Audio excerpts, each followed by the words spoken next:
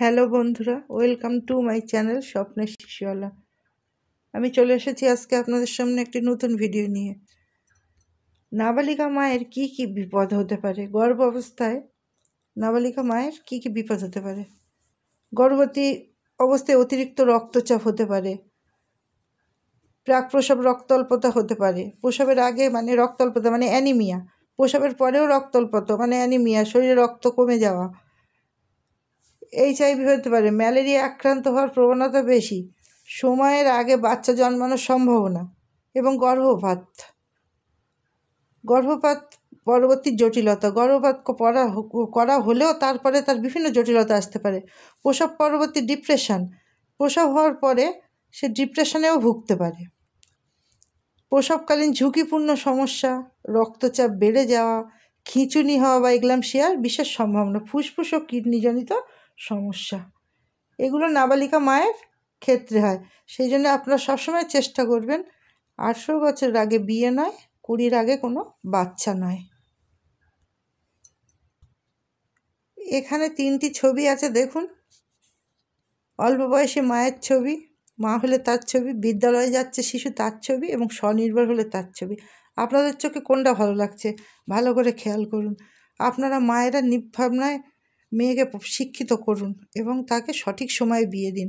সরকার থেকে আপনারা কন্যাশ্রীর সুবিধা নিন, রূপশ্রীর সুবিধা নিন এবং বাচ্চাকে মা এবং বাচ্চাকে সুস্থভাবে বাঁচতে দিন। নাবালিকা মায়ের শিশুর কি কি বিপদ হতে পারে। মা যদি অসুস্থ হয়, মা যদি অল্প বয়সী হয়, সে তো অসুস্থ হয়ে যাবি। তার গর্ভের গর্ভের জায়গাটা তো ছোট, সেখানে যার ফলে তার বাচ্চাটা ঠিকমতো বেড়ে উঠতে পারবে না, বিকলাঙ্গ সন্তান হতে পারে, মৃত শিশুর জন্ম দিতে পারে।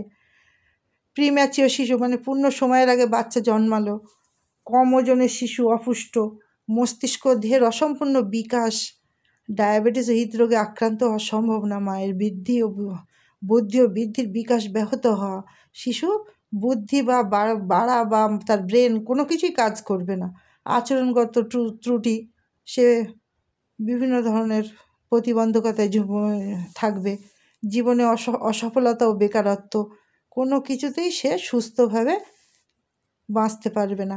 একটা মাই পারে আগামী দিনে একটা সুস্থ সন্তান দিতে, একটা সুস্থ মাই পারে একটা সুস্থ সন্তানের জন্ম দিতে। তাহলে সেখানে মাকে আগেই সব থেকে সুস্থ হবে এবং প্রাপ্তবয়স্ক হতে হবে, কারণ এই শিশু, এই নবজাতক হচ্ছে আমাদের আগামী ভবিষ্যৎ প্রজন্ম।